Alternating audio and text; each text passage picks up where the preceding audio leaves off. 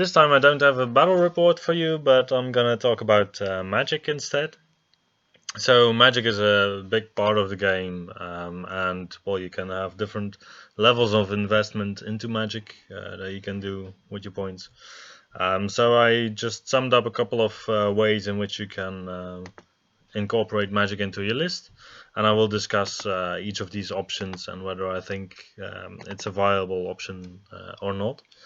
So the first option I'll discuss is to play a list without any magic at all. So with just no wizards and no bound spells, just nothing. You can do this just to save points on your characters mostly, but you're not saving a lot compared to just even having a little investment. So the only reason I could imagine for not going for magic is because you think it's maybe too complicated, or you just like easy play. Or if you want to field an army that has a lot of points already invested into characters and you really can't fit any magic. But probably it's a good idea to just get at least a little bit of magic. Which takes us to the next one, which is just the minimal magic. So if you have just like, for example, one Wizard Adept with 2 to 3 spells, giving you 1 to 2 channel every round, I think it's good for lists that rather have just more troops than a lot of magic. So this guarantees you to have like one spell that you cast each turn. Usually if you have a very big unit that you want to shove in your opponent's face in turn 2, it can be a good pick. Because, well, you end up with more troops, you end up with still just the insurance of having one spell on your unit. But then it's really important to make sure that all of your spells are quite similar. And preferably, I think, if you're going for minimal magic, you should go for just combat-focused spells. So turn 1, the effect of your spells are mostly going to be that your opponent doesn't want to charge into your unit. Turn 2, you're going to enjoy the fact of having a spell on one of your units that is in combat. And then turn 3 and so on. It doesn't even matter if your wizard will survive these turns or not. Because mostly in these lists, you're just trying to overwhelm your opponent and come out victorious at the end of the day. But this type of magic setup doesn't really allow you to play the draw type of game where you just sit back a bit and quite comfortably chip off the enemy's army. So we can continue to just little magic. So you have either a Wizard Master or about 2 Adepts, giving you in total 4 to 5 spells, 2 channels. So here you can go for a variety of spells. So one of the options would be to go all ranged on your spells, and I think that would be quite a good option for this. Because if you go 2 on 2 on combat or ranged, then it's going to be very predictable for your opponent what you're going to try to cast. And yeah, with one master and 2 adepts, or 2 adepts, it's still going to be a bit tricky whether you're going to get 1 or 2 spells through. But the advantage is that you still don't invest too many points into this.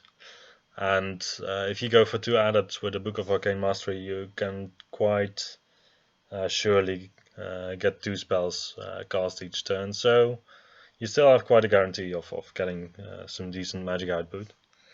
It's just that if you have 2 combat spells, one of them is going to be dispelled. So yeah, then the ranged is better because you would want to go for 4 combat buffs probably then. And then if you go for 4 combat buffs, you're not doing anything once the army is not in combat. So if you're okay with just having your troops fight on their own, then this can be a good setup. I think it's a bit of a waste compared to the one where you have minimum magic in terms of combat spells, because then I'd rather have more troops. But for a ranged setup, it can be quite good. Yeah, then we go to just average magic, and this is what most people tend to play. It's actually more than I usually play, so it's like a Wizard Master and an Adept or something, giving you quite a variety of spells. This is basically the comfort level of magic. where you just have the spells that you want in turn. But it's getting more expensive. Like 700 to 800 points is quite a big part of your army. You're getting close to like 20% of your army, which is substantial. Like magic is something you get obviously the veil tokens and the power dice each turn, and you should use them, I think. But investing too much into your magic is also not a good thing. But then the Wizard Master plus Adept gives you a wide variety of spells that gives you answers to different solutions. This is obviously a good thing.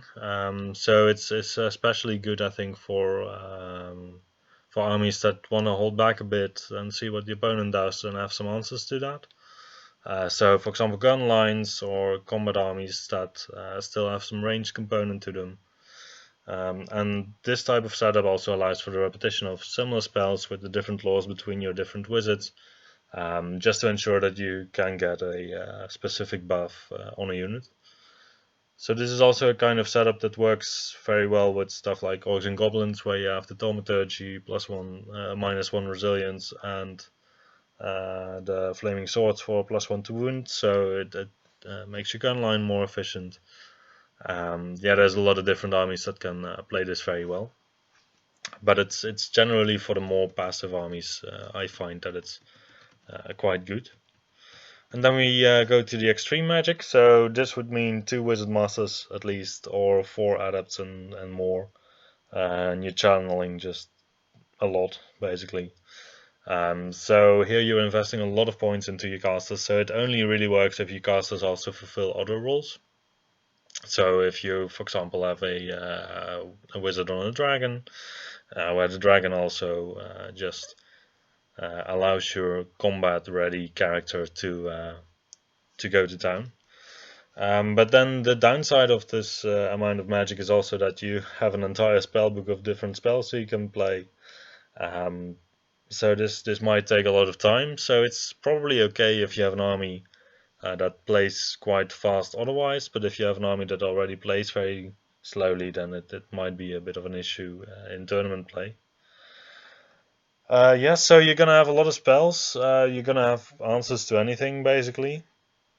But if you look at the points that you invest, you're talking about close to 1,000 points here, probably. If you don't have any hybrid casters that can do other stuff than just to cast the magic, then you're gonna need about 3 or more spells to go through to be worth the investment into your magic. And there's different ways in which you can guarantee this. So, for example, the Saurian Ancients have this the Quaddle Lord that gets an extra +2 to cast or so, or +1. That really makes a difference. That enables you to put a lot of pressure on the magic phase. Vampire Covenant have this the Nosferatu list with the blood magic, where you can put a lore on -2, which also really helps. But yeah, you have to be careful that you don't overspend on magic that you don't really use otherwise. So you can buff up some units, you can buff up good units. But the thing is, if you buff up a good unit, then it might get too good in the sense that it's not really needed to get buffed. And if you have a unit that's not good enough to face the opponent even with buffs, then it's also not going to work. So I don't think I have a lot of lists where I play with a lot of magic. It's just my zombie dragon list that I currently play that has 2 wizard masters, and in this case it really helps because it's Vampire Covenant, and it also needs an answer for matchups where it cannot approach the enemy very confidently and take a win in that way. So you need some way to be able to hang back and, well, basically snipe out the important bits of your opponent's army, and also still be able to provide the combat buffs that you need. So in this case, I think the 2 Wizard Masters really help out. But I must say, I don't think I have ever played other lists with 2 Wizard Masters or a lot of magic. Where you just have a kind of combat list with different levels of toughness in your combat units, because I think that is the way to go with this type of setup. Yeah, so that is basically the magic setups that I wanted to speak about in this video. So then there's still some extra stuff to magic. So there's bounce spells. Bounce spells, they are also really useful to include in your army, but yeah, there's a couple of well, there's obviously a couple of them. There's the army specific ones, and there's also the generic ones, like the lightning rod and the one that gives you a +1 to hit in combat.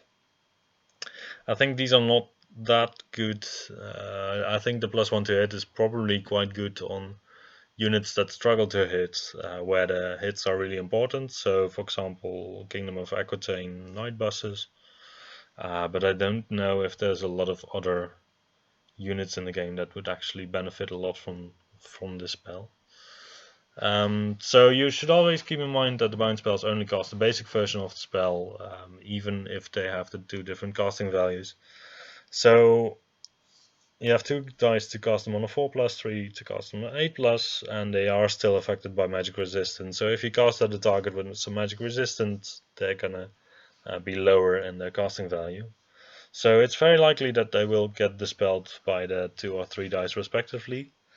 But it's still a risk for your opponent. So if you cast one on a 2 dice, then probably your opponent's going to try to dispel them on 2 dice.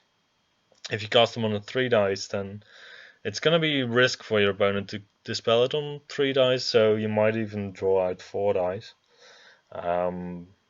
But it's a preset value, and your opponent can very likely just decide how many dice to throw and be quite confident in dispelling your bounce spell. So I would say that it's really a good way to draw out dispel dice, and also a good investment to make sure that the first spells you cast are likely not to be dispelled, because if you have a couple of bounce spells behind that you can just cast on 2 dice afterwards that still give you good effects, then your opponent is less likely to dispel your first spells, because it's going to be very easy for you to cast the bounce spells and get buffs automatically. And then the last thing is the Wizard Conclave. So this is in some armies a very good option to provide magic in an army where you already spent a lot of points on your characters and didn't include a mage yet. So these units are usually quite fun in the sense that they have a very hybrid character in the unit. So, for example, you have the Vampire Covenant raids, but for these you need the Nosferatu characters. You have the Dread Elf Dark Acolytes, and I believe you have something similar for the Sylvan Elves. And for demons, you also have this unit that can have a Wizard Conclave. I believe you have 2 different ones even. And for Warriors of the Dark Gods, there's like the giant that can become a wizard. So these are really good options, I would say, just for a basically mageless army. And I find that for Dread Elves especially, it's you can get away with just having a double Wizard Adept Conclave to give a viable magic phase. Even though it's a bit of a limited magic phase, it's still good enough for the points that you invest. Especially also because these Dark Acolytes on themselves, they are really a good unit. So I would say that, yeah, you can just go without any magic character if you have a suitable Wizard Conclave possibility. So also for Warriors of the Dark Gods, you could just go with some Battle Shrines and some Giants, and then just run a viable magic phase without any magic character, so you don't spend the points on having this character to run around. Yeah, so these are my thoughts in a nutshell, basically, on magic. So I hope you enjoyed this video, and you can draw some advice from all the ramblings that I have been putting out. So good luck building your lists, and see you the next time.